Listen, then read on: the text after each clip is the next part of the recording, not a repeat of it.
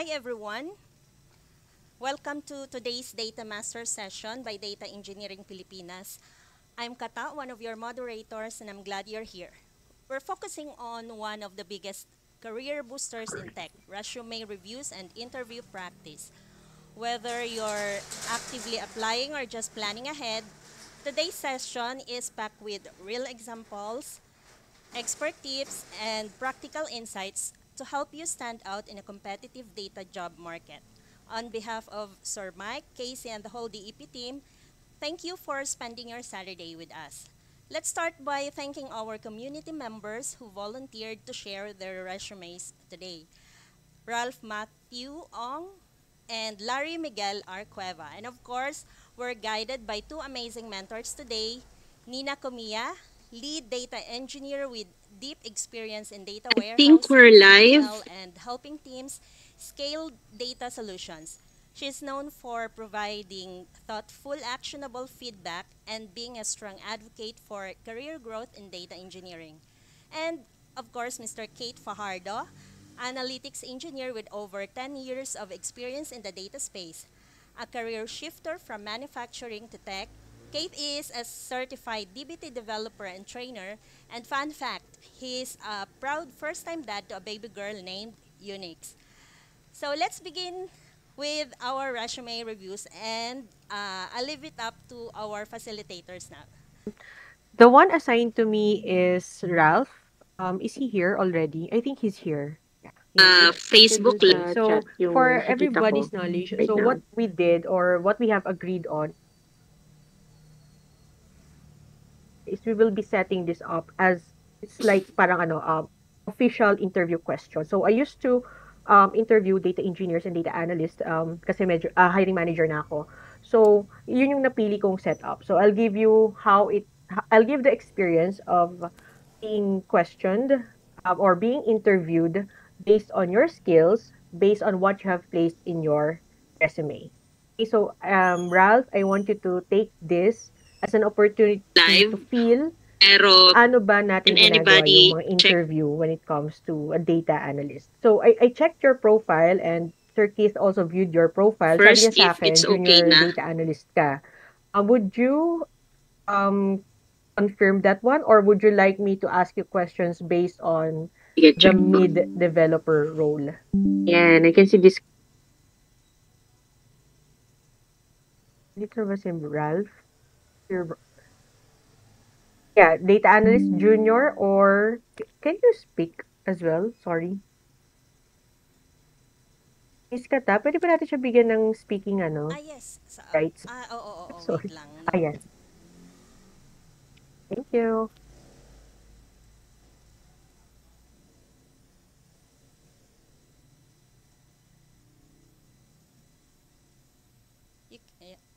You may now speak, Rock. Carl Matthew Ayan. Ong yan.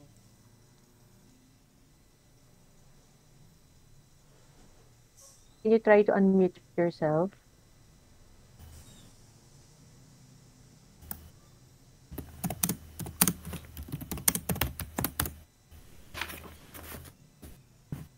We can hear your keyboard. Try speaking.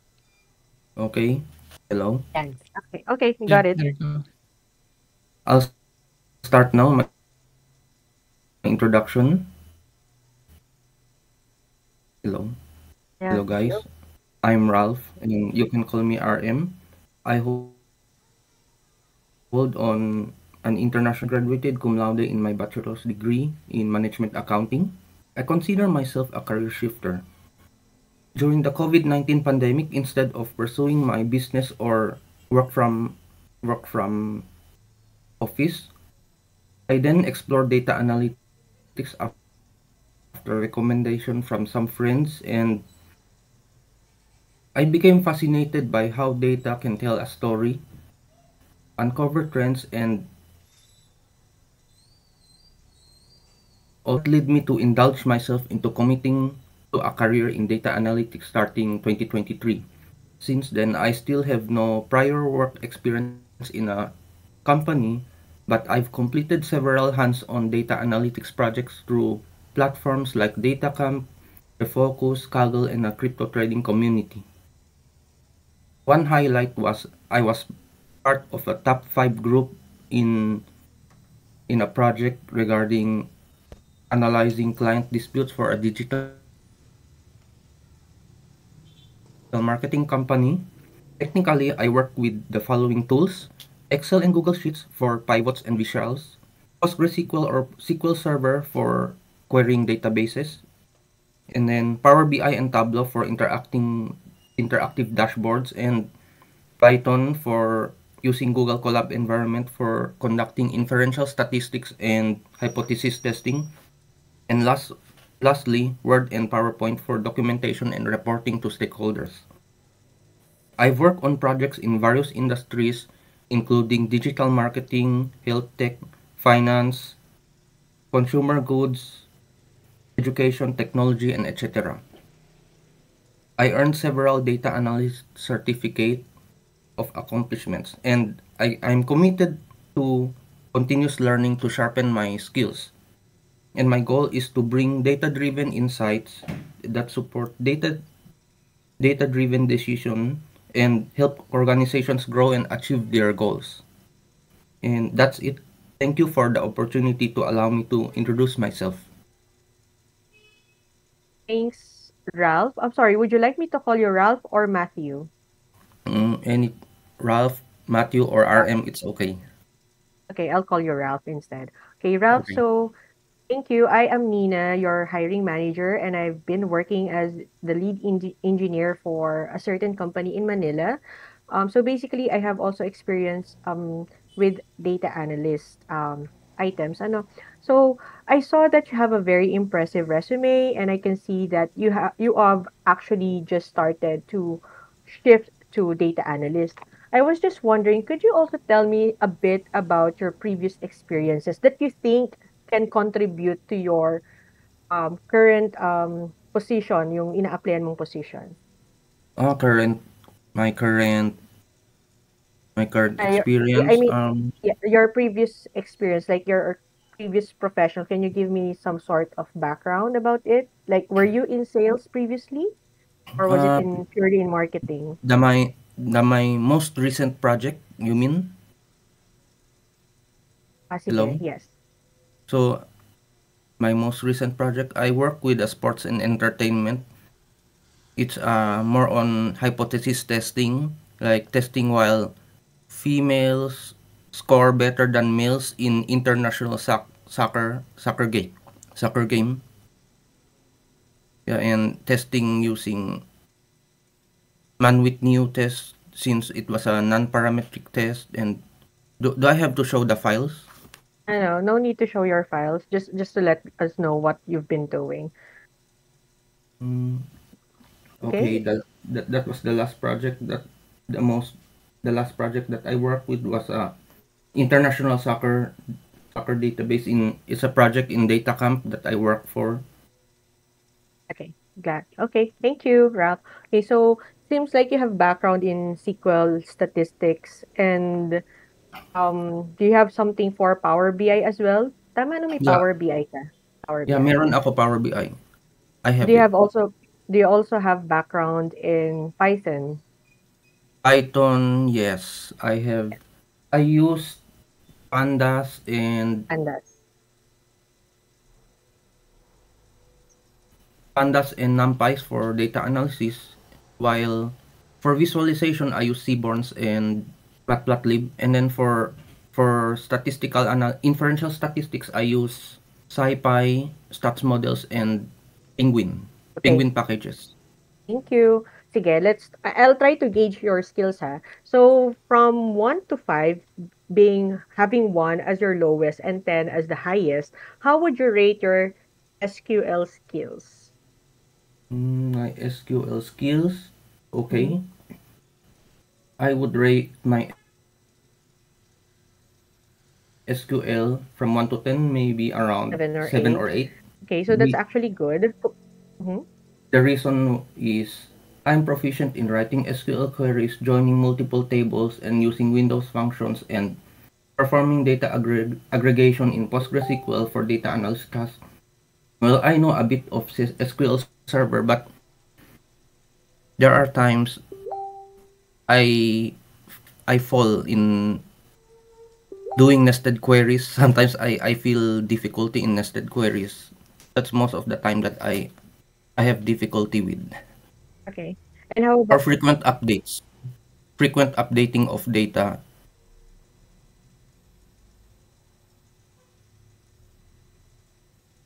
Yeah, okay? that's it.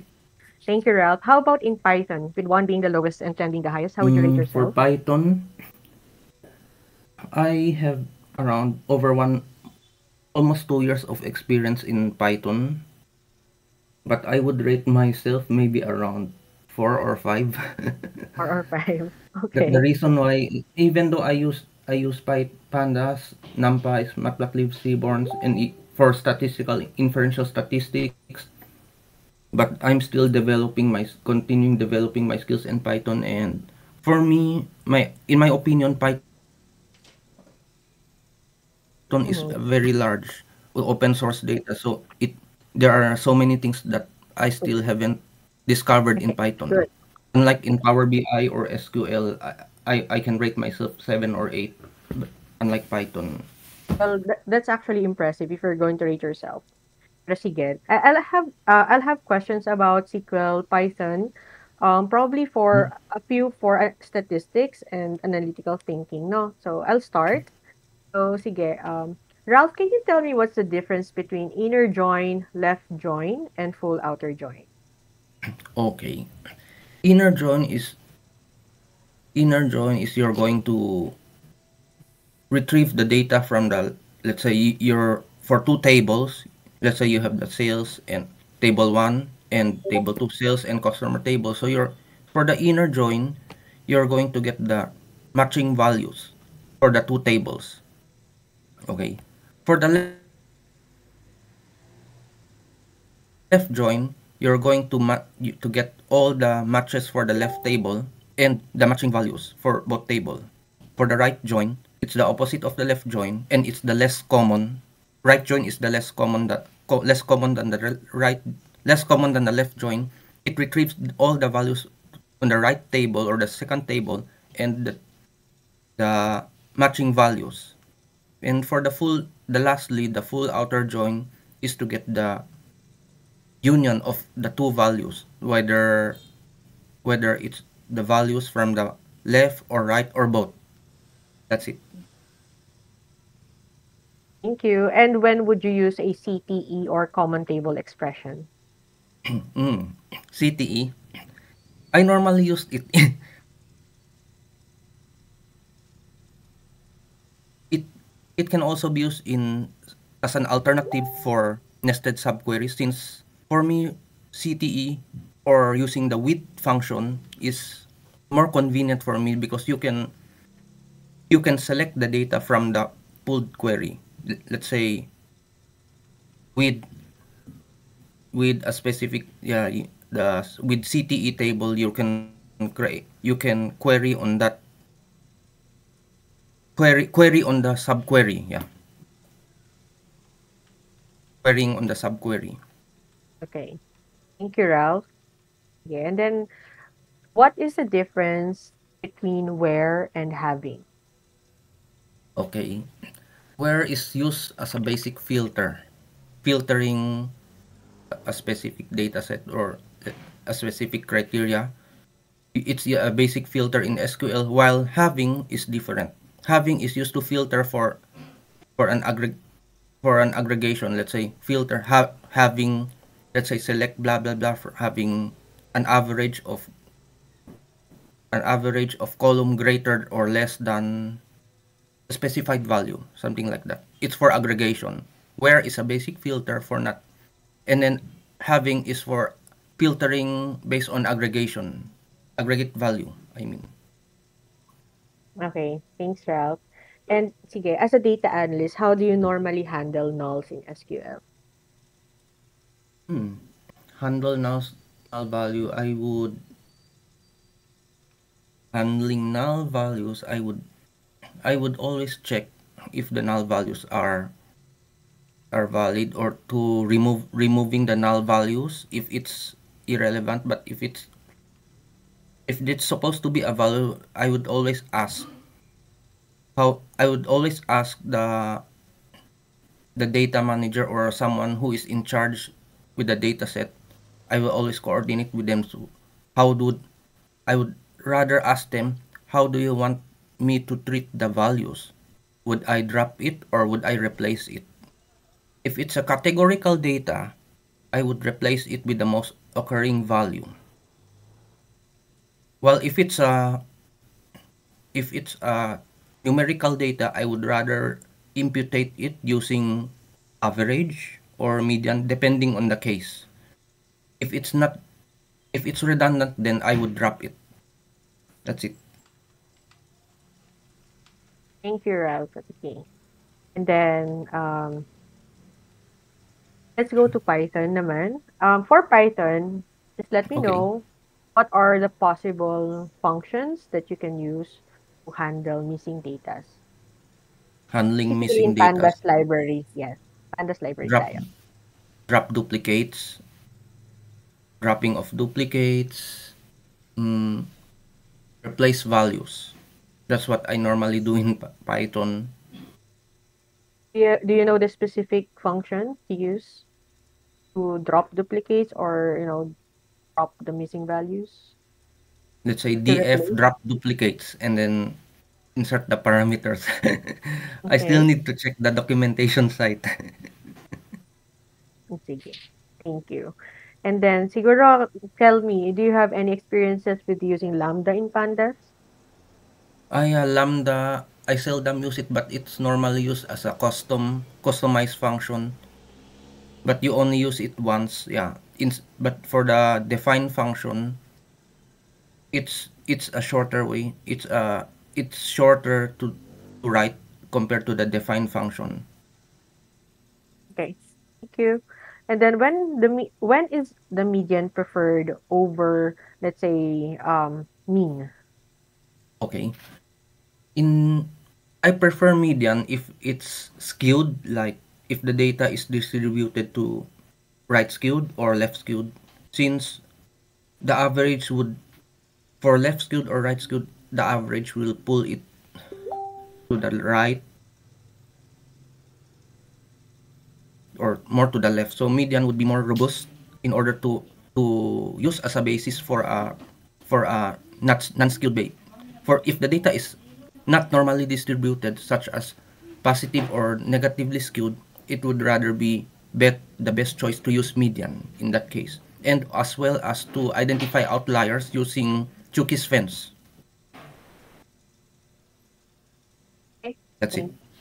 Thank you. Okay, so sige, Ralph, tell me, if ever that you have, let's say, you've handled sales, no? And then your manager would ask you, tingnan mo mabuti or kindly investigate the sudden drop in revenue. How would you do it, or how would you investigate the sudden drop of revenue or in revenue? Sudden drop of revenue. So I would rather inform the person in charge of the dataset if to ask for the reliability of the data first.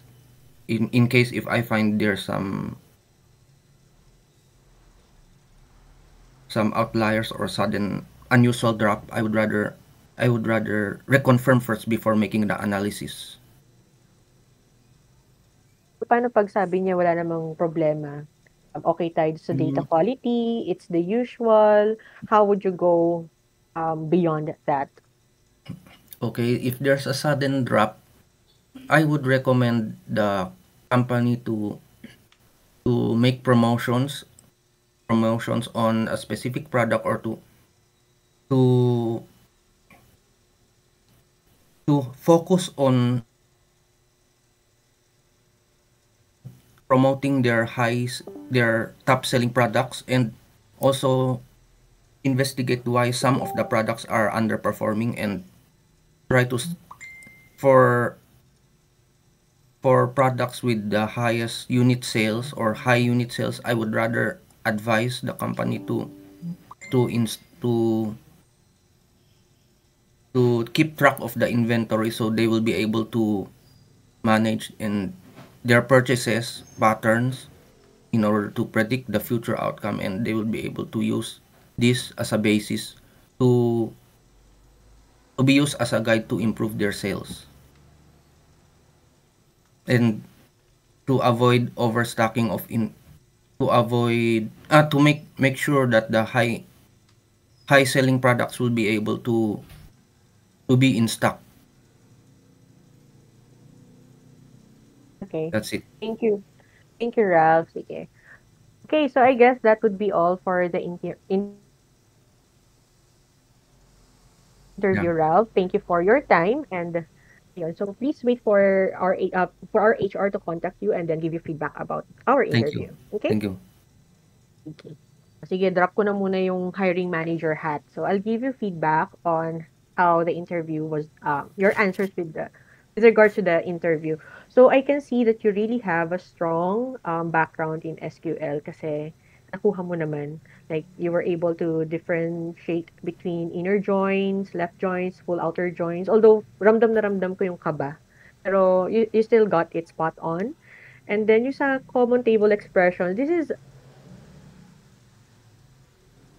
a very tricky question kasi they don't normally ask this, but it's a good to know knowledge kasi I don't know, kahit ako hindi ako na i-interview about CTEs, but pag nandun na ako sa field, ayan, parang ina-expect nila is you know already how to use the CTE. So I think this is a good to know item, especially if you're going to be you know, applying for a data analyst position. And then I also like how you handled the where and having. Although I would be specific with where. So where actually filters rows before the aggregation and then having is for the aggregated value, which is tama ka din naman. Tapos, how do you normally handle nulls in SQL? So, yeah, this is also tricky kasi yung when it comes to handling nulls, it actually depends on the stakeholder. So, depende sa kanila kung gusto ba natin i-change yan into zero or just leave it as blank or they wanted it to be changed into mean, median, or mode, whatsoever.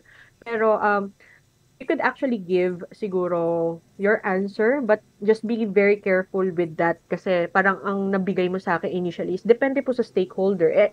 Kunyari ako nga yung stakeholder, di ba? So, how would you handle it? So, you have to give me an idea on your thought process at paano mo siya i-handle. And then, when it comes to pandas, okay din siya sa akin. Although, medyo sumablay lang tayo dun kasi my question is, how do you handle missing data? So, there was actually no data, but you mentioned na may drop duplicates. So, when you say drop duplicates kasi, it means there is data in it. And siguro preferable answer here would be the drop NA and the drop fill NA. So, you can have that. I Or the fill forgot that. fill NA pala. Yeah, Alam ko yan. it's Here. fine. Yeah. Pero tama din yung sinabi mo interpolation or imputation. So that's good also. Imputations. Yeah. And then map and when it comes to lambda, okay din siya. You were able to answer it. And then when is median preferred over mean? Ito okay din siya sa akin. And then for the last question, for the for the sake of time, kasi actually may dalawa pa akong tanong, pero I saw na medyo malilate na and we still have another interview coming up. So for the last question, which is under the analytical thinking, how would you investigate a sudden drop in revenue? So, ito, ang question pa rin namin dito is, we wanted to see your thought process here. So, paano mo ba siya iimbestigahan? So, you mentioned kasi na tatanungin mo muna, di ba, kung may nangyari ba dun sa system or let's say kung something happened. But that is beyond the, beyond the point. So, although I think na you're still getting parang ideas, di ba? Parang nagbabay ka ng time, kaya ka nag-comment na ganon. So, ideally, if I would be your hiring manager, ang gusto ko sana magiging sagot mo would be, first, is it time dimensional? Like, is it seasonal? Bakit ba biglang nag-drop yung sales ng school supplies? Dahil ba tapos na yung enrollment season, etc. So, I wanted to see, is it seasonal? And then, of course, you have to analyze by customer and by product segment. And then, review changes in acquisition, churn, pricing, or system errors, which you mentioned earlier, yung system errors, di ba? And then, of course, we do not forget yung visualize the drop and report insights with clear follow-up action. So, okay naman yung ano mo. Pero, parang medyo nakulangan lang ako doon. Okay. Yun Thanks. lang naman, Ralph. So far, I'm very impressed. And then when it comes to your resume, would you like me to discuss this on a separate call with you? Kasi nakita ko nandito yung details mo. Although I did prepare some items na medyo naka-blur na yung PII. Pero I think, ano ba, how would you like this to be done? Pwede separate session. Separate session. Then I'll also give you the link to your data analyst interview assessment so that you will see my comments there and my points as your hiring manager. And then I will let you know kung ma-hire ba kita or you will go to the next level. Ano? Okay po. Sure. Okay, sige. Thank you I'll po, contact ma'am. you for the resume. Thank Thanks, ma'am. you. I'll pass the microphone to Keith so that he can proceed interviewing the next candidate. Thank you. Okay. Thank you. Miss Kata, wala pa atang mic si Larry. Larry. Yes.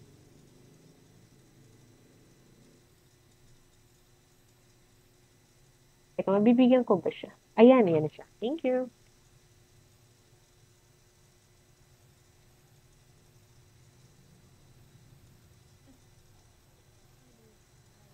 I just want to give comment lang din to Ralph, Yes, no? thank You did great then.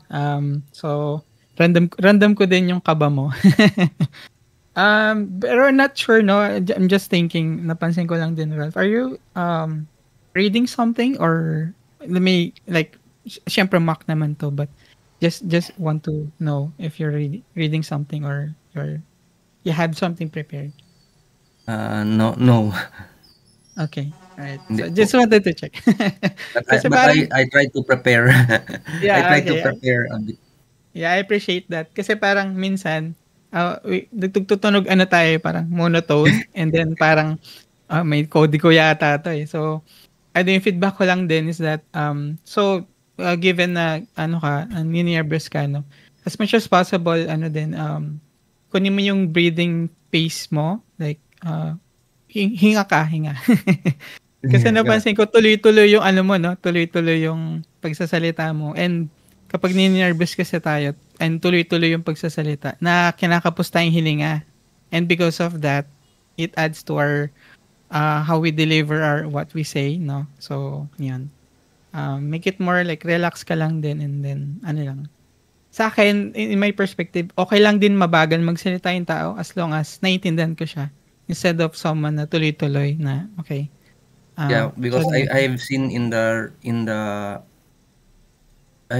session that 3 minutes lang. yeah, I I have understand. seen that only 3 minutes review, so I was trying to make it shorter. Trying to Ayan. Pero you did great, yeah. So, and also to Miss Nina. So, yeah, galing.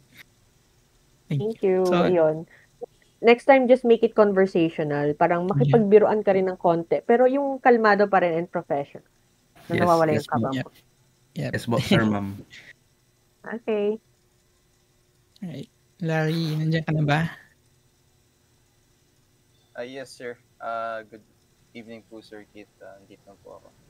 Alright, thank you for confirming. So let's start na, no? Hi Larry, I'm Keith and I'm the one of the data engineers here in Company X, and I'm here to interview about your technical skills and ask you questions with regarding your experience.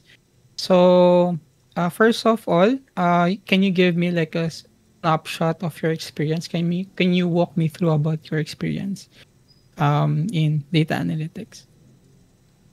Yeah, sure, sir. I'm a recent graduate po of computer science in the Polytechnic University of the Philippines, where I picked up Okay. most of my skills in software development and data science, and now more personally shifting to data analytics. In recent months po, I was a data engineer intern at Virtuals Protocol, where I mostly cleaned, pre-processed I think it was stock data for fine-tuning retrieval augmented generation AI agents. The technologies I used here was mainly NumPy, Pandas, specific frameworks like Tesseract for extracting information from image data from PDF files such as and Word documents, I also worked on developing shell scripts to automate the ingestion process of AI agents, and I also worked on writing relevant guides for clients on how to write their own AI Mm-hmm. agents. Outside of in my time during college specifically, uh, Mm-hmm. I made my personal projects mostly revolving around machine learning integrated with full stack web frameworks, which I could show maybe later. And I learned a ton about typical machine learning projects work, how machine learning projects work, and how each step like pre-processing, deployment, and testing works under the hood. All right. Outside of work, I've really been fond of creating personal projects more geared in data analytics. And in my recent project, I utilized Apache Spark, SQL, and Power BI to create my own dashboard relating to healthcare data and analyzing particularly data instances related to alcoholism in the US. So that's about it in a nutshell. All right. Thank you, Larry. Mukhang ganda yung experience mo, no? So you mentioned that you did some data engineering. You have experience in data engineering, which is I think it's intern based on your CV, and then you mentioned about data science. I'm just want to confirm same page tayo, you're applying for data analyst, right? Yes, sir. All right. So I'm just curious now. If you did some data engineering and data science stuff, why are you curious about data analyst? Why not just data engineer or data science positions? Actually, it's more of a personal choice of mine since Mm-hmm. uh, let's just say I've been really fond of just writing SQL queries as I think it's much more in tune with uh, what I personally like to do rather than I should say training machine learning models and Mm-hmm.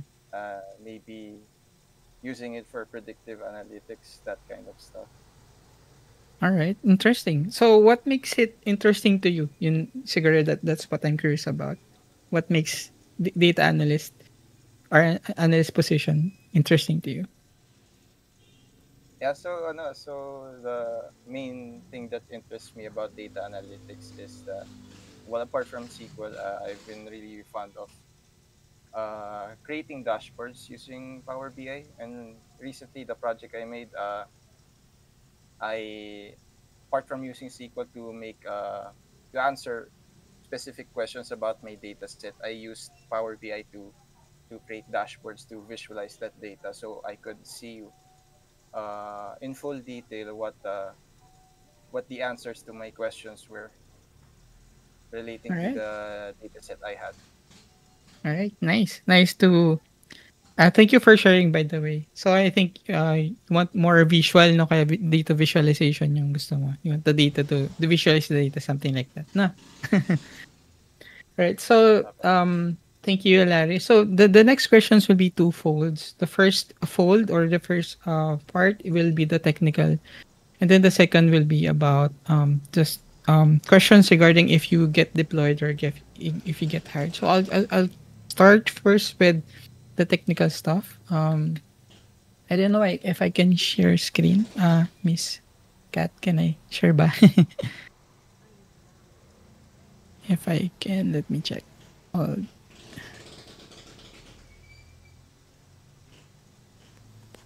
hold on. Share dito. Parang may Ayan. monitor. Ayun. Sige po. Ayan, sige po. Sorry, bagal sa Discord. Apologies. But yeah. Let me share now. Okay. Can see my screen now? Yun. Yes, sir. Kita po. Okay. So here are my questions now. I have this table called salary fact. This one. Okay. So my question is, what do you think will be the output of this query? So I have this records for the two tables that we're trying to join, salary fact and employees dim, no?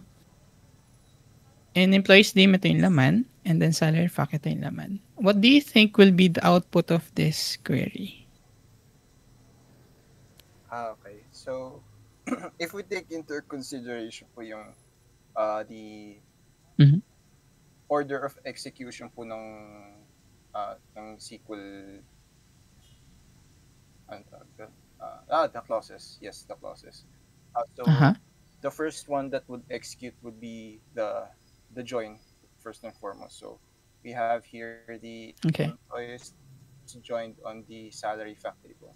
Mhm. And note it's an inner join, so it means all the distinct values, only the distinct values that occur in employees and also in salary fact will be the ones that will be the rows that will be used for joining. And then once All right. those rows are joined together, uh, Mhm. the next clause that would run. Oh, sorry, Mhm. sorry. There's no. I thought that was a where. So it's joined on the employee ID and the salary facts employee ID column. So Mhm. again, sa inner join, only those occurring in both tables would be joined. And from Mhm. there, we select only the column. Oh, sorry. Create a new column called count star. So that only means we would count the total Number rows of records. the Yeah. of the joined tables and make the calculation to count those columns. So there would only Mhm. be one. I think it would be only a scalar value that would result from this query, since Mhm. count here is results in a scalar value. And how many records do you think it will return for this query? So you said that um you have distinct values in employees dim and you have distinct values for salary fact. I have distinct values for employees dim. I have two for ID, null and one. For salary fact, I have two distinct values, employee ID one and a null of employee ID. Then I did the inner join, and how many records do you think will return? This query will Only return. one, sir. Only Mm. one. Oh, Because of the kasi, ID employees, there's a one here, and then there's a one also in the salary fact table. Both are mm, have equal values, so interesting. they're How about the they're null? How about the uh null? Would that be joined as well? Because ano, I have both nulls on two tables, right?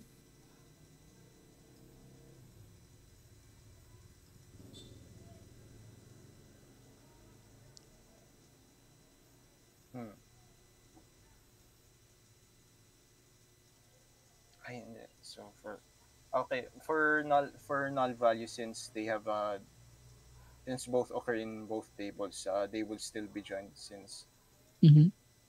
if I recall correctly, join still consider null values in the joining process. Okay. So your final answer is how many records? Uh, two rows Two of rows. Okay.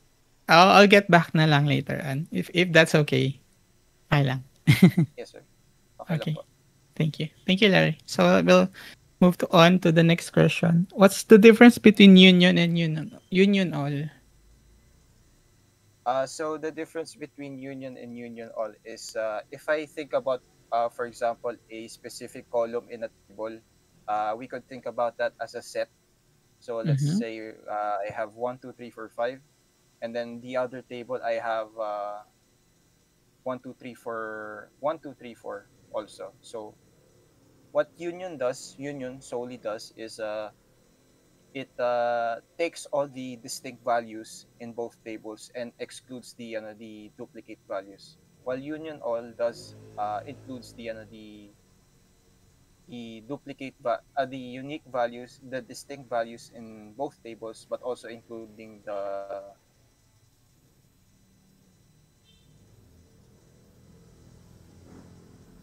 Everything, the basically everything. duplicates. Mhm. Yes, Okay. yes, everything, All even right. the Thank duplicates. you. So next is, if you want to remove duplicates in a table, so any table, kahit anong name niya, ano kaya ang pwede mong gamitin aside from this thing? So what I would do here is basically use a window function. Mhm. So if let's say the table had 1 1 2 2 3 3 4 4 a row number, and I would mm, no, sorry, no, not row number. I think dense rank would be much more apt for for this case, since dense rank Mhm. uh let's say the values had 1 1 2 2, I would partition the specific column on those values, and then dense rank would now create a column uh Mhm. with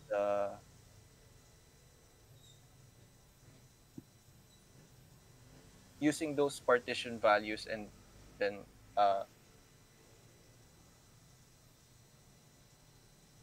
rank them from, like, for example, if there's 1 1, it would Mhm. be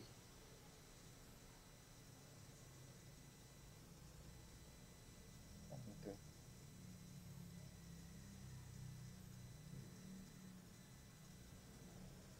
So your final answer is?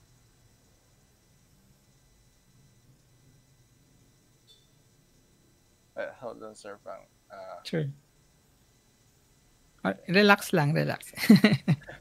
Sorry, Kaya I'm mo yan. making all these computations in my head. It's okay.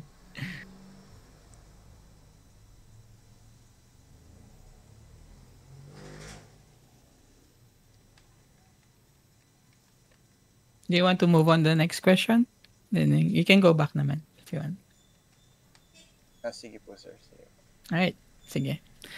No worries. So, first question is, if you want to compare tables, table A and table B, can you create a query to check if table A and table B, to check if both tables has the same data? So basically, ang sinasabi dito is, mali lang yung, or hindi maganda yung pagkaka-wording ko, but if you want to check if table A and table B have the exact same data, how would you write a query about this? Based on, ayan, column ID. Yan. They both have column ID, table and table B. I want to check if both tables have the same data set.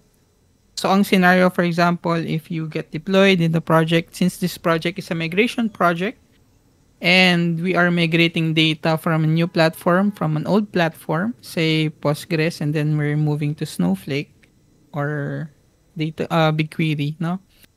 And meron tayong project about migration. And you want to make sure na yung new code and the old code will output the same, well, it works the same, no? The same way. If you want to check now, yung table A and table B, they have the same set of data using the column ID. How would you do it? And same amount of rows also, sir, yung nandito. Yeah, yun yung gusto nating i-validate. So, since ang project Okay. natin, if you will be hired, no, it's a migration project, how would you make sure na yung table na to, table A from the old um, platform and table B from the new platform represents the same data, say employees dim, no? Pero sa employees list, but they are coming from two platforms, the legacy and the new platform, which is sabi natin Snowflake, no? And I want to verify if they have the same set of data. And I'm just using the column ID on both para to make it simple. How would I counter check or cross check that they have the same data sets? So I think simple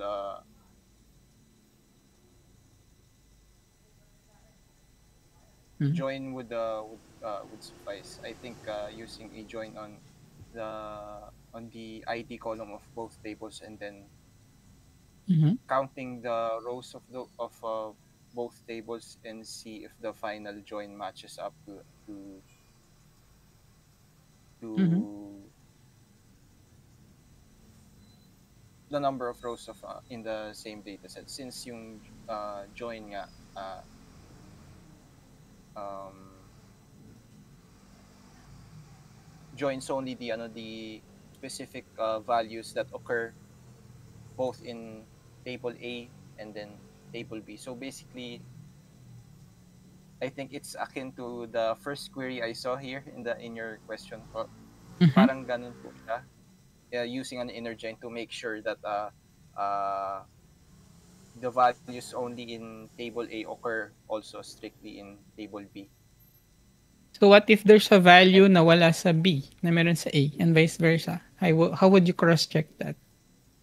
So let's right, go with your thought pattern. If table A, let's type it here, ito na lang tayo. And table A has 1 and 2, and table B has 3, 4. Basically,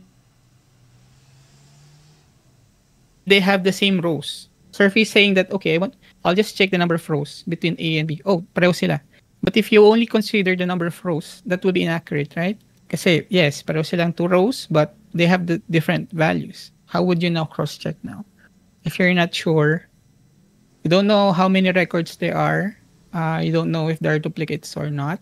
So how would you now check if table A and table B are identical based on the column ID? okay. So I would want to know first how many rows is table A and how many rows That also is yeah, table. that's the problem.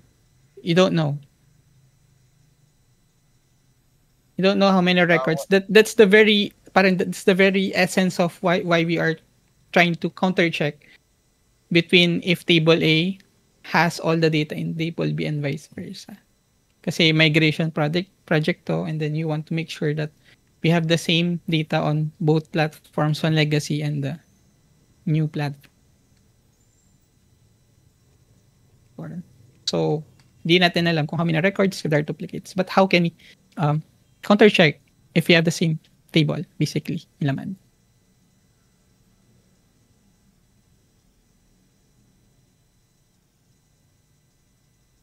So, if yung kanina sa'yo, if you use inner join, wala kang ma-join. Kasi walang matching. But they have the same rows, right?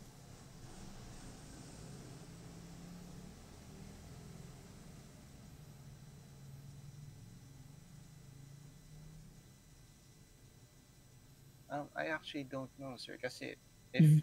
hindi ko alam yung number of rows sa table A Mm. sa table B.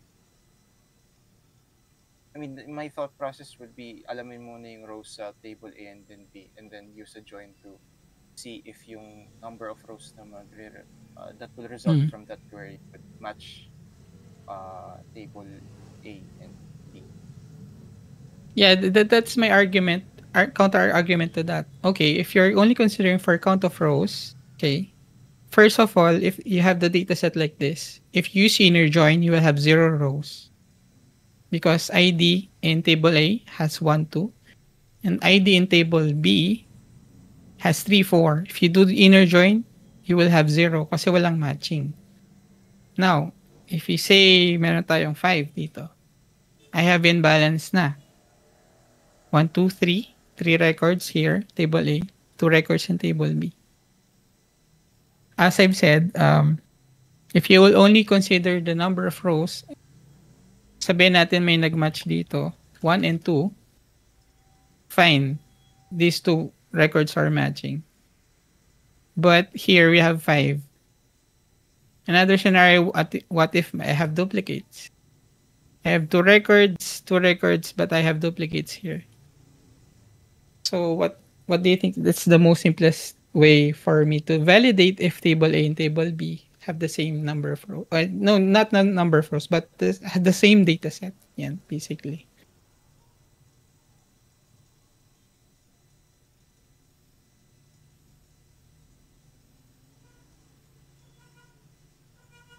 actually don't know, sir.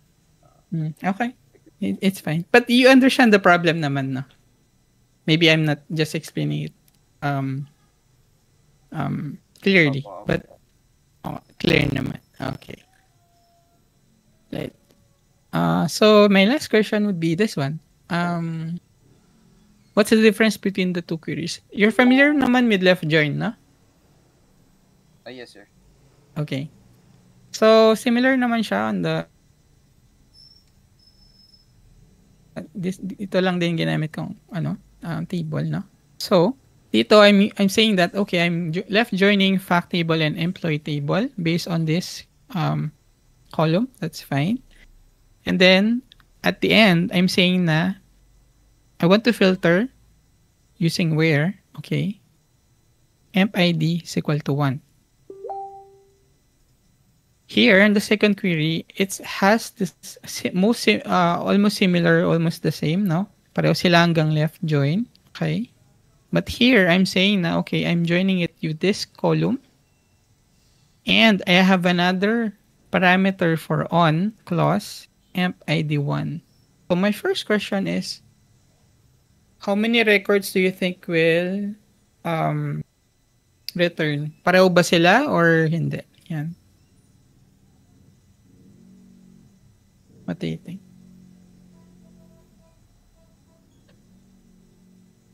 I think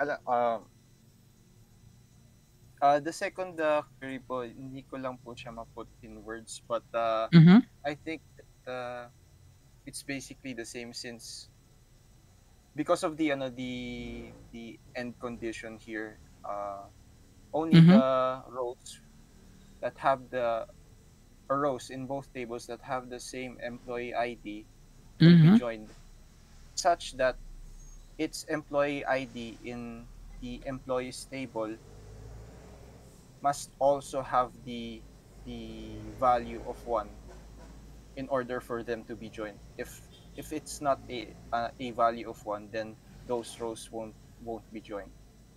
So I think it's basically the same. It's just that the condition here is uses the end operator, whereas this the first query joins first and then uses a filter where the employee ID is only equal to 1. Okay. So what do you think is, which is, kung pareho lang sila ng output, then which one would I choose between the two? Is it the red one or the green one? For understandability, I think the red one would be the red one would be much easier to work with, since the order of execution is clearly shown here. So the join will execute first and then the where. So it's basically easier to read, whereas this maybe for a layman or maybe for someone that's not accustomed to complex joins with complex criteria on which to join those rows on. I think it's much harder to understand. That's just me personally. Okay, so you're saying that you will choose the red one, which is using where, over the green one for readability. Is that correct? Yes, sir. Okay. All right. So those are my technical questions. Do you want to know how did you do on this question? Yes, sir. All right. Sige. So the first one, no, sabi mo 2 records. The actual answer is 2. No? Sorry, the actual answer is 1. You said 2 records. And this is the data set now. In employees dim, I have ID null 1. Here I have emp ID 1 null. And then you said 2 records will be returned kasi nagmatch yung null dito tsaka null dito. Yun yung answer mo kanina, right? So the answer, correct answer is 1. The reason is, in SQL kasi, when you have a null column, pag sinabing null, hindi mo alam kung ano yung value na yun.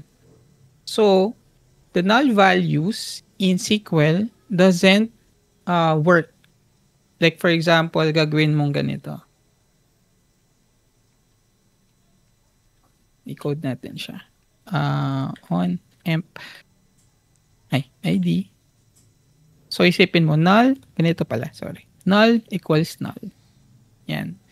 In SQL, this doesn't work kasi wala siya talagang data na i-compare. It's a null. So wala siyang laman.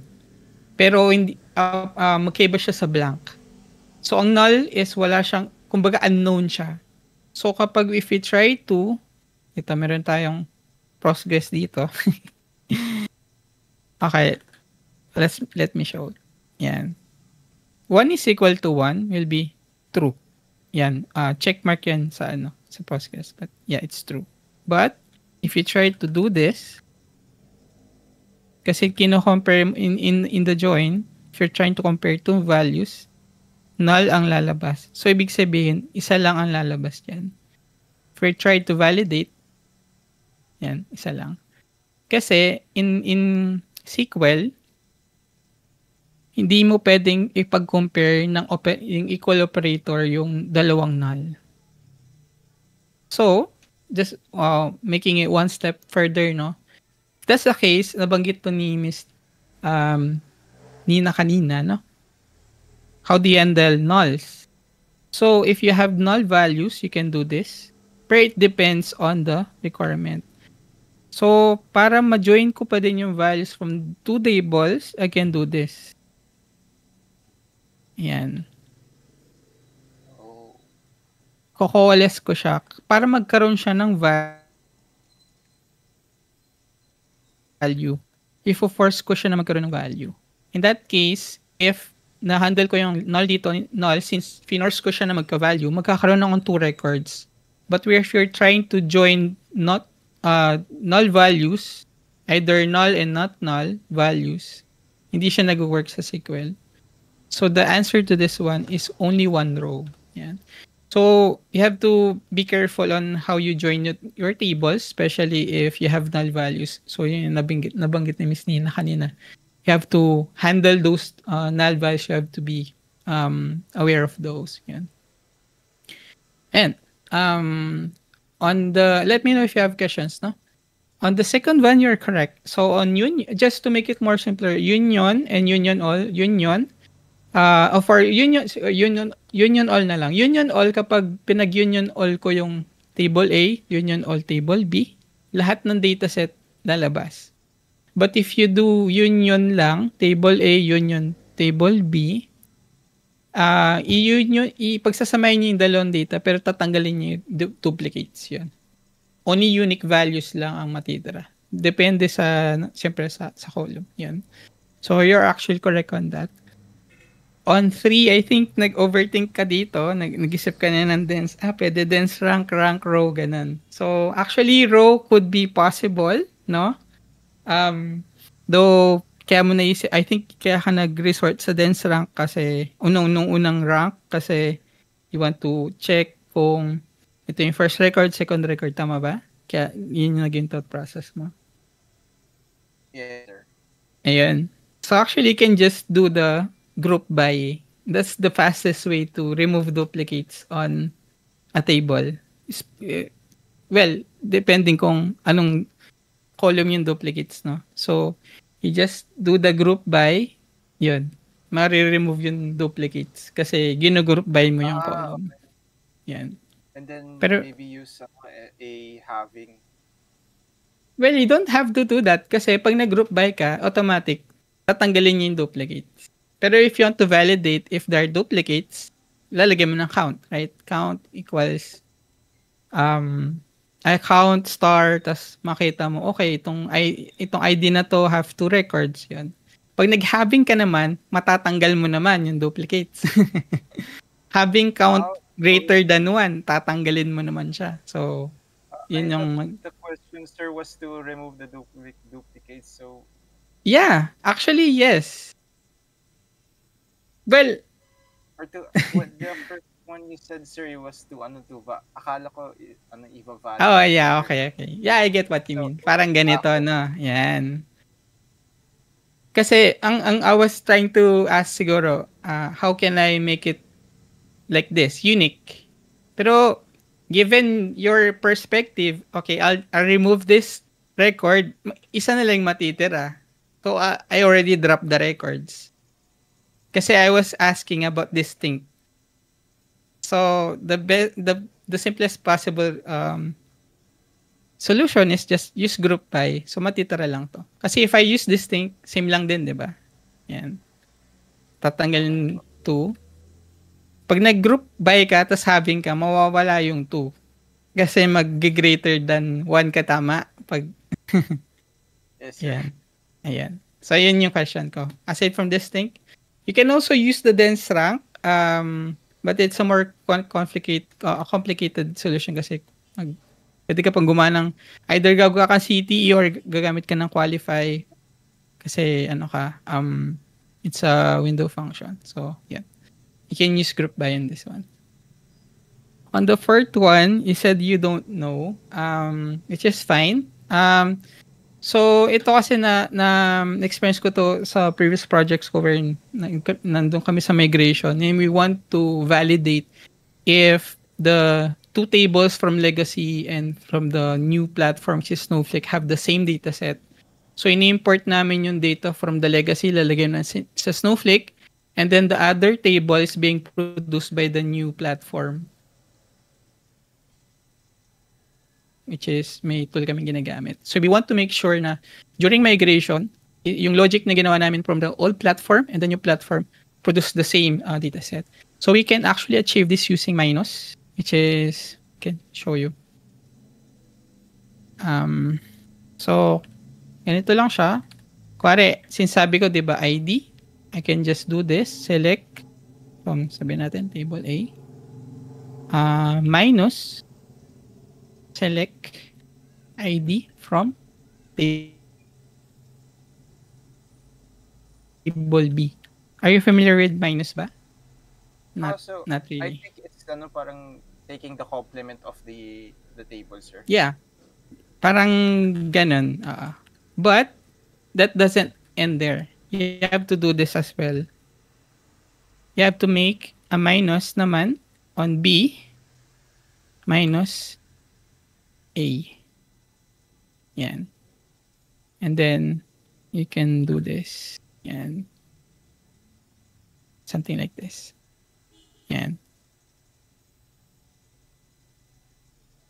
The reason is kasi what minus for other if the others are not familiar, no. If we use minus, if you want to make we want to check which are the records that are in this part table A that are not in this B. Kasi para ano yan, 'di ba? Parang 1 minus 1, 0, 'di ba?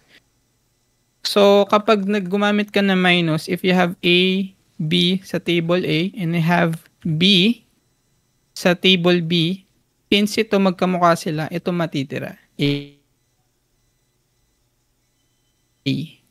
Ngayon, kaya ako siya binaligtad kasi what if sa table A, meron akong sa table B, merong nandito sa table B pero wala sa table A. So, you need this kind of query. To validate, okay, I want to make sure that all records are in table B. This should return 0 rows. Kung pareho sila ng records, depende sa nag-match. The second part is, okay, I also want to check if lahat ng records sa table B is nasa table A. Kasi possible din yun na merong sa table B, wala sa table A. So this should also return 0 rows. Kapag merong nag-return dito, ibig sabihin, hindi sila equal. So that's what I was trying to ask kanina, na what's the fastest way, easiest way to validate if both tables have the same set of rows without knowing about the count kasi pwede maging misleading yun. O pareho silang count pero magkaiba silang dataset. And you also want to take account about the duplicates. Kasi kung may duplicate, mahuhuli din siya dito. If dalawa yung A, and then may A ako sa B, matatanggal yung isang A, pero maiiwan yung isang A sa taas. So, ma-take account na din yun about the duplicates. Yan. That's how you validate if both tables are identical. In terms of dataset, and syempre, as I've said, depende sa column. Yan. Ah, Okay. does that make sense? Or, Yes, sir. yan. Very clear lang po.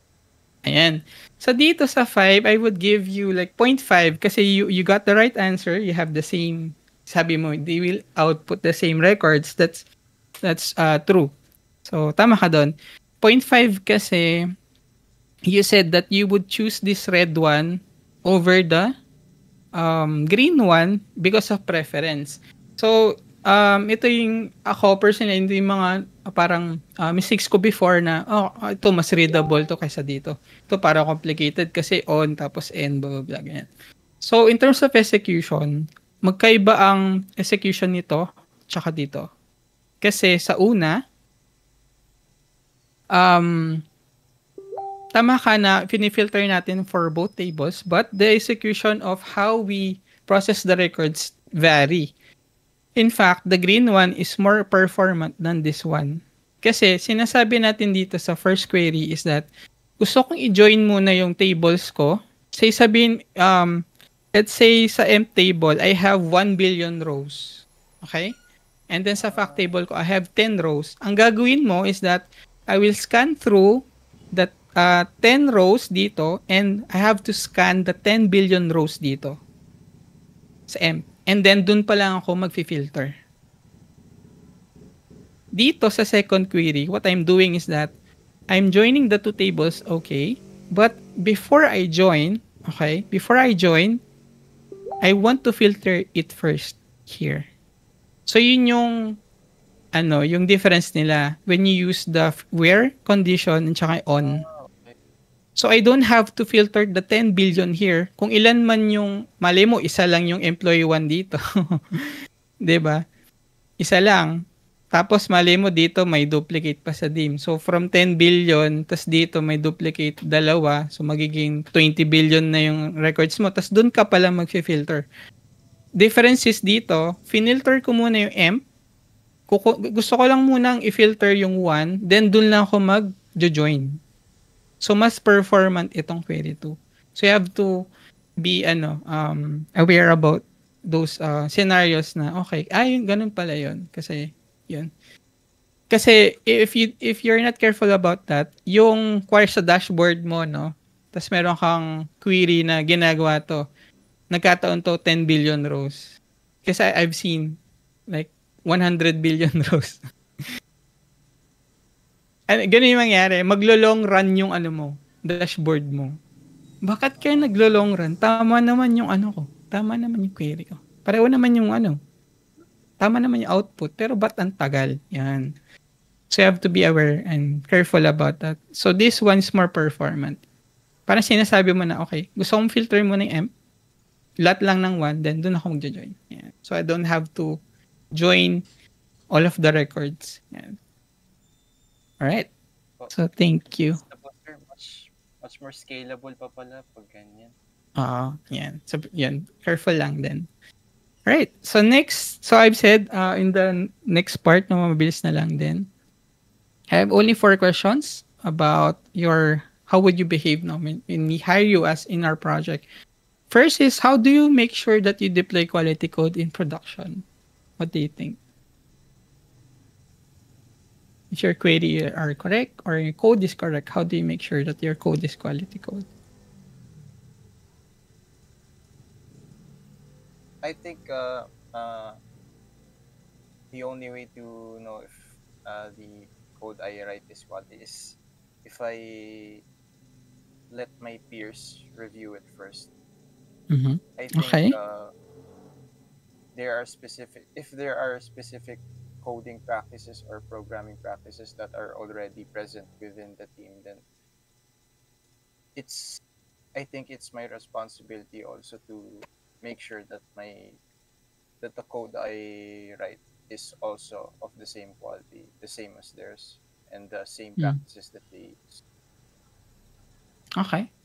All right. So, next question is, what would you do if you deploy bad code in prod? Accidentally, no? So, pina-review mo, tapos yung mga nag-review, auto-approve, ganyan. Hindi, okay na yan, ganun. Pero nagkataon na, okay, na-deploy mo siya sa prod and ikaw yung nag-dev. uh, what would you do if you deploy something like that in prod? na nagbe-break siya. Mali yung output ng query. I think the step I would do is, assuming this is all in GitHub po, Mhm. is maybe pull the code again, that piece of quote unquote bad code in from production, and then maybe push it to some other kind of branch like development. So maybe as a team we can Mhm. see the potential pitfalls or bugs that the specific system or code may run into, and run some maybe tests in that specific development branch. So you're saying na if gets deployed and someone sees it, then you'll like what? Test it in dev? Yun ba yung ibig mo sabihin? Maybe pull it from production, and maybe redo the the code from scratch, but in a separate branch, in the development branch. Okay. Alright, thank you. Third one is, what do you do if you have duplicates in your data in prod? So may nag-deploy ka not necessary ko yung nag-deploy, but yung dataset mo have duplicates pero di mo naman kagagawan yun.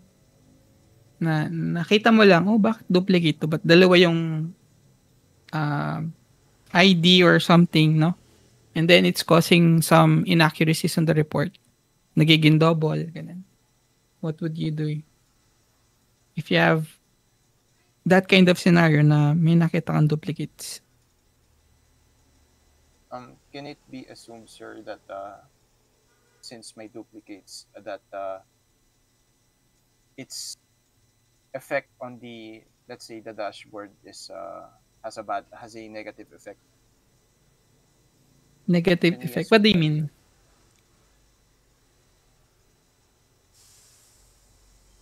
Like for example, if a report may show some, as you Mhm. said, yung parang inaccuracies po because of the duplicates. Can we assume that having duplicates negatively impacts yung ano? Yeah, yeah, we can say it like that. Okay, dahil sa duplicates, yung computation ko na dati $1,000 lang naging 2,000 kasi dalawa yung records. And you found out na ganun kasi you were trying to analyze the data, bakit ang taas dito sa ganitong day na to. So, I think my answer would be similar to that of question two, which would be to pull it again from production, mhm. and then update the code base, Okay. and push it to development, and then run some tests to see if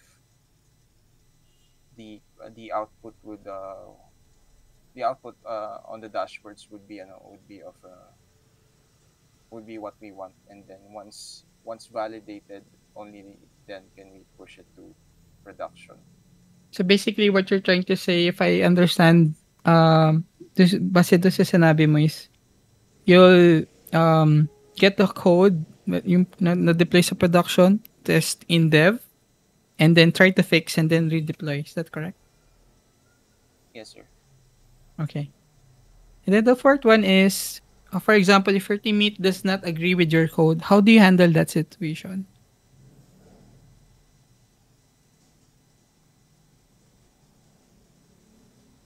So parang nagpa-review ka, sabi nung teammate mo, ayoko yan, hindi yan maganda. Hindi siya readable, parang para sa kanya hindi readable, no? Or ang Well, pangit ng code well, mo, since parang ganun. Siyempre hindi naman in a professional way. How do you handle that situation? Apo, Apo, I think it's connected again to the first question, which is connected to quality. So in the first place, I think quality should be first when writing the code base. for production. So if my teammate would say that the code I have is not of their not up to par with their standards, then I think Mm-hmm. it's my responsibility to make sure that it's up to their standards. Up to their standards. Okay. All right. So you want to have like hear my feedback about your answers? Yes, sir. Please. All right. So sabi mo kanina sa number 1, papa-code review mo sa team mo, so to make sure you deploy quality code. That's a good answer for me kasi you are considering that my teammates to review my code. That's a good answer. Though you can also possibly say na before we it's everyone's responsibility to have a quality code, no? Kasi if the mindset is okay, ito yung code ko, di ko na yung tinest, papa-review ko na lang sa iba. Pag may nakita silang bug, fix ko na lang. That's more of a reactive way to deal with the deploying code, no? So the more it's more of like suggestion, no? You can add something like in order for me to make sure the quality code is I perform the due diligence on unit testing my code. Yan. So unit test ko muna sa developer and then doon ko lang siya ipapasa sa kung meron tester, no? Kung may QA tester, and then only then kung papasa na siya sa PR review. Then sabi ng PR review, then merge, then yun. So you can add those two scenarios or two additional safety nets as a developer or owner of the code. You do the due diligence of unit testing and have someone to QA it and then review the code. Yan. But okay naman yung sinabi mo kanina. So just to want to add to that. The second one is you said that if kung nakapag-deploy ka ng bad code sa production, you'd say na, okay, gagawin ko, kukunin ko yung code from prod, then to troubleshoot ko sa dev, and then from that, i-fix ko siya, and then from there, i-deploy ko ulit kapag okay na ulit. Tama ba? Ganun yung answer mo sa 2? Yes, sir. Okay. Ito yung mali ko before when I was new in my previous projects ko. I was doing something in silo. So remember that if you are part of a team, you would also have to consider yung other teammates mo. Ibig sabihin, if there's something, lalo na kung prod, no, it's critical in prod, you have to first communicate the problem to your team, possible to your leads, and to the stakeholders because they need to know. Kasi if you don't, you might get in trouble na, bakit hindi mo sinabi sa amin? 5 hours na pala siyang nangyayari. Kasi po nag-dinedev ko pa siya, tinotroubleshoot. So, do not work in silo. Yan. So, this question is pertaining to something na about how would you deal something if sa sarili mo yung problema or you will be a teammate and then you would like inform the stakeholders because yun. So, base dun sa sagot mo, you are working in silo. So, try to avoid that and then because communication is really important, no? Communicate mo muna what's the problem. So, first, siyempre, validate mo muna. Mali ba talaga siya or hindi? Yun. That's the first line of thinking.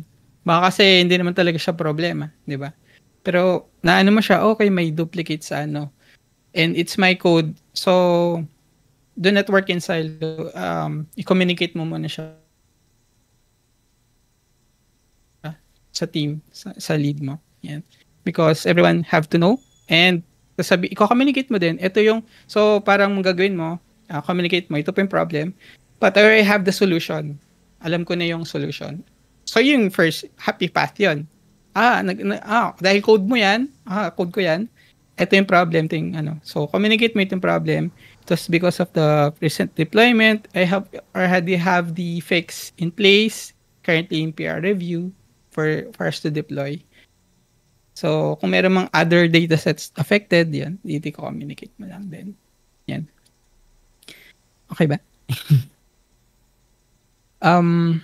A third is what you do if you have duplication in your data in prod. So, parang ganun din yung sagot mo sa third actually. Parang you ganun din magiging, yung sabi mo, ganun din approach mo.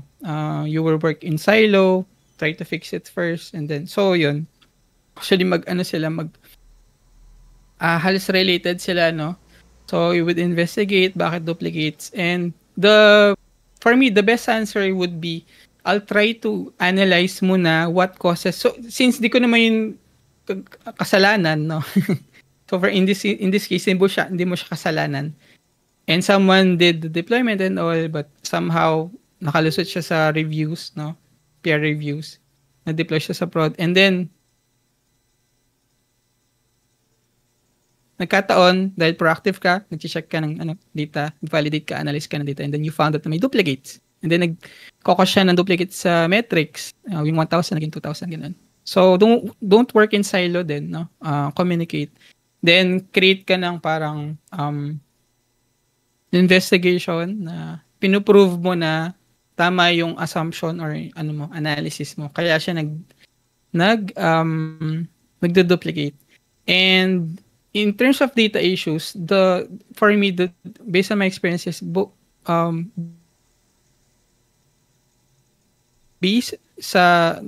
best thing that you could also do to add to that, yung sabi ko kanina, is communicate it in the upstream team kung sino yung nagpo-produce ng data. Kasi kung nasa BI layer ka and then merong upstream na nagki-create ng data for you, hindi mo naman kasalanan yun, di ba? Pero i-communicate mo sila sa kanila na, hey, team, ganito, I found out that have duplicates on our table, on this table, blah, blah, blah. Tapos, here are the sample records that have duplicates. Can you kindly check on your end? And then, if you want to go further, say na you can communicate to the team, I found out yan. So, plus points yun para sa'yo kasi you're communicating na, uy, may nakita akong prod issue. May duplicates ako nakita. So, ito yung investigation ko. So, magiging sa'yo yun. Parang plus points yun sa'yo kasi naging proactive ka on communicating. Ayan. And then, the fourth one, sabi mo is if your teammate does not agree. So, sabi mo is, tama ba? Mag-adjust ka base sa standards nila? Tama ba?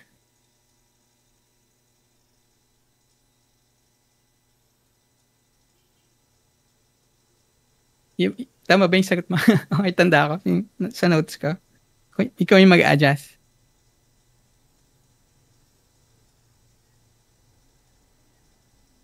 Sir. Hello? Larry, hello? Sorry, na-lowbat lang po yung micro. Pero, yes po, sagot ko po. Okay, alright.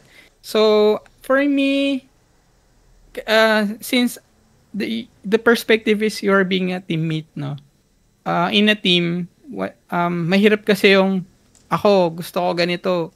Tingin ko ito mas maganda. Tapos sabi ng kausap mo, hindi, pangit yan. Ito mas readable. Magka-clash kayo, di ba? Magka-clash kayo. And possible, his solution and your solution are both working, no? Kasi sa code, sometimes we can create a code like this, and then magki-create din siya ng version ng code. Pero same lang output, same performance, no? But this question talks about how do you deal with other teammates? How do you become, how are you as a team player, no? So, in terms of code reviews, based on my experience, I think there's a good article out there is that yung peer reviews should not be like logical in terms of, should not be emotional yun pala. Should not be emotional. It should, in terms of code reviews, it should be egoless. Kasi sometimes, the very essence, there's a book na The Psychology of Programming, talks about na yung code natin as developers are really human. Ibig sabihin, dahil kinreate natin siya, may emotional attachment tayo doon sa code. In terms of good practice on PR reviews or code reviews, which is we want to take out the ego on the code reviews, which is in this case, ito yung code ko, and then you don't agree with my code. How do we resolve that? So we resolve it without the ego. How? One of the recommendations, no, if you're trying to justify a code, give me evidence, give me articles, possible, no, give me best practices. So for example, there's a reason why we code a certain code. Yun yung sinasabi ko na humanness dun sa code. Kasi can rate natin yun. Ano natin yun, brainchild natin. If you want to defend the code to other people, just take out the ego, and in the first place, bakit nga ba ito yung code ko? Yun. So, in terms of resolving that, you can research, no? Baka naman merong basis, no? May basis yung code mo, bakit ganito? Kasi, nakita mo sa somewhere in the Reddit or community out there, Slack community, na ito yung best practices. So, you can actually defend your code. That's how can you resolve. And, on the other hand, yung partner nagre-review, okay, now I understand bakit mo ito ginawa. Kasi, you are using this code for best practices. Yun. Like yung kanina example ko sa technical, it might be like that. Bakit sasabihin ng teammate mo, ito na lang, mas readable to eh. Ganito ginawa mo. So, you can actually defend yung best practices, ganun.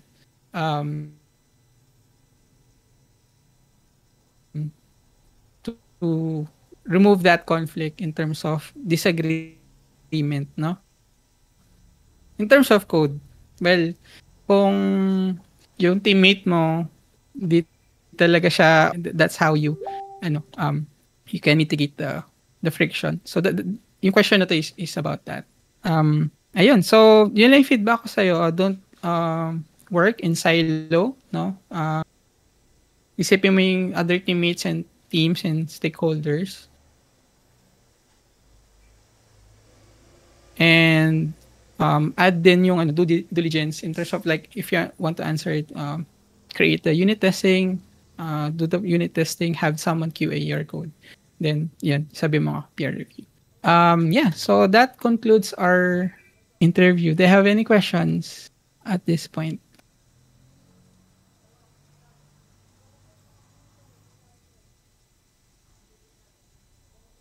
Wala naman? I think wala naman na, sir. Right. So if you don't have any questions, thank you so much, Larry, for your time, and I really enjoyed your having this conversation with you, and we'll get in touch again on the results of the interview. So yun lang. Thank you.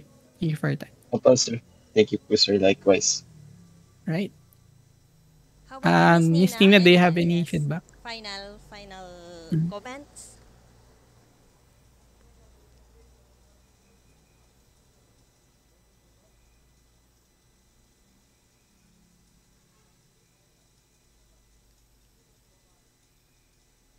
Wala kang audio, Miss Nina.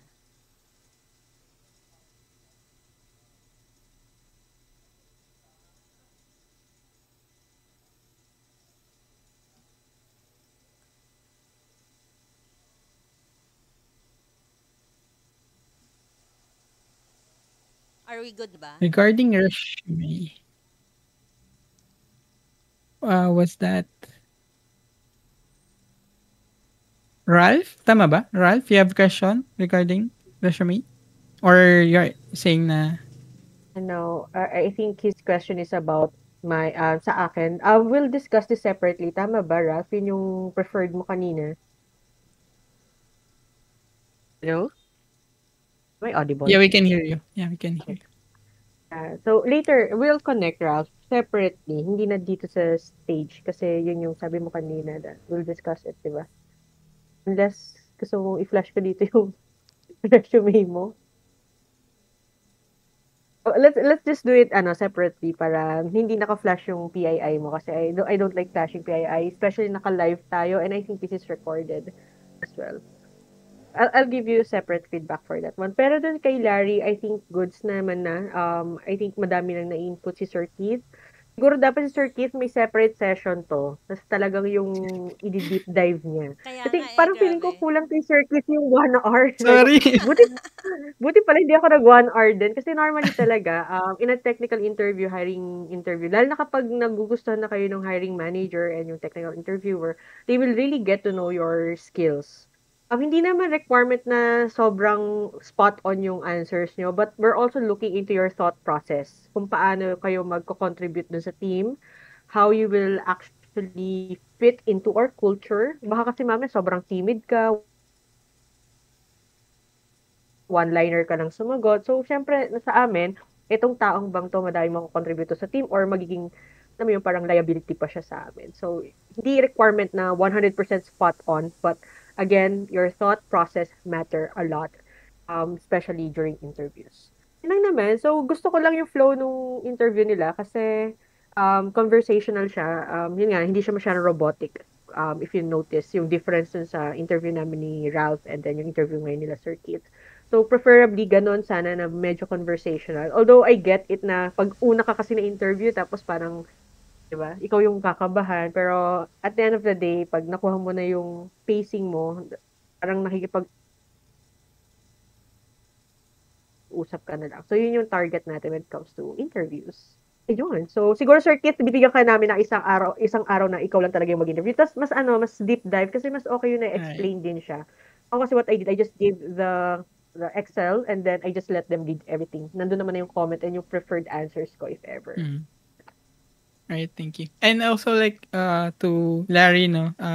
For me, good job on delivery, no. Hindi ka masyadong kinabahan. So that also like affects the result of the interview because it would like show na you're confident about how you answer. Na sometimes pwede tayong manghula sa interview. Pero malay natin, di naman alam nung ano. Pero as honest as we can be, baka sa atin tama yon, because we answer confidently, no, that it would like turn out kasi in the real world, in the real project, like pag nag-explain ka na to stakeholders, sometimes you will also like commit mistakes, not knowingly, sometimes mali, but because you deliver confidently, everything's good naman. Yan. Good job sa kailan. And then sa resume, I almost forgot. We can also do the offline. Gagayin ko si Miss Nina sa approach niya. So mas maganda 'yon, I think. So we can talk offline. You can chat me on Messenger. Then I can discuss naman. I prepared naman yung resume I can give. Also to Ralph, I've created the doc I can share with you. Just you can connect with me in LinkedIn. Para hindi kita kasi mahanap sa Facebook. I'm trying to stalk you there pero hindi kita mahanap. So admin na lang sa LinkedIn. My name is Keith Fajardo. Tapos may yellow yung cover photo ko. Makita mo naman siya. Yan. So, yeah. Thank you. Yun. So, I hope you all enjoyed. Dalawang perspective to on how people conduct interviews. Yung iba kinakabahan, pag ako palang interview, kakabahan. Si Sir Keith, ganun. Di kanina, nakikinig ako, kinakabahan ako sa mga tanong. Sabi ko, kaya ko ba ito sagutin? Pag sa akin tinanong ito. But yeah, at least you get an idea of how people would conduct their interview. So, meron na parang question lang about situation. Meron naman na live na may magpapakita sa dyan ng code and then you tell me what would be the output of this one. So, at least, meron naman nagpapa-exam. Pinapanood lang kayo habang sinasagutan nyo yung mga exam. So, there are several ways on how to do this. So, I hope you get the gist of how you are going to be assessed. And, of course, ito, yung ma-experience nyo. So, we encourage you to actually join and volunteer and then get the experience of being interviewed by managers, by experts, para at least hindi kayo yung nagsasecond opportunity na apply kayo ng apply and then you'll just have a look and feel of how interviews are being conducted. Dito, at least, ito, you have the opportunity to practice and then get to know ano yung magiging behavior nyo during interviews as well. Kasi, Iskata, this is recorded, tama? They can watch this. Oo, recorded. And I'm not sure kung okay yung live natin, pero hopefully, hindi ko alam, hindi ko makita. Pero sobrang thankful ako sa inyo, grabe. Parang ako kanina, feeling ko ako yung next na i-interviewin. Ninenervyos ako. Ang gagaling. As in, very good din yung ating mga volunteers. Thank you sa, pag-volunteer nyo para sa ating resume review and interview practice. And syempre yung ating mga facilitators, as in, hands up ako. Hands up or hands down. Thank you so much. So, paano? Overtime na tayo. Tanong ko lang, kung marami ba kayo, Miss Nina and Sir Kate, na free time, baka pwede na kayo mag-regular chos. Ano lang naman. Syempre, on your free time lang naman. If in case next time, baka pwede uli kayo ma-invite. Diba?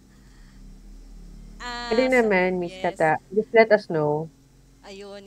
Yep. Thank you so much sa inyo. So, ayun lang guys, kasi overtime na tayo, no? Until next session. So, dito lang tayo sa Data Masters ng Data Engineering Pilipinas. Thank you and goodbye everyone. Thank you. Thank you. Bye. Bye.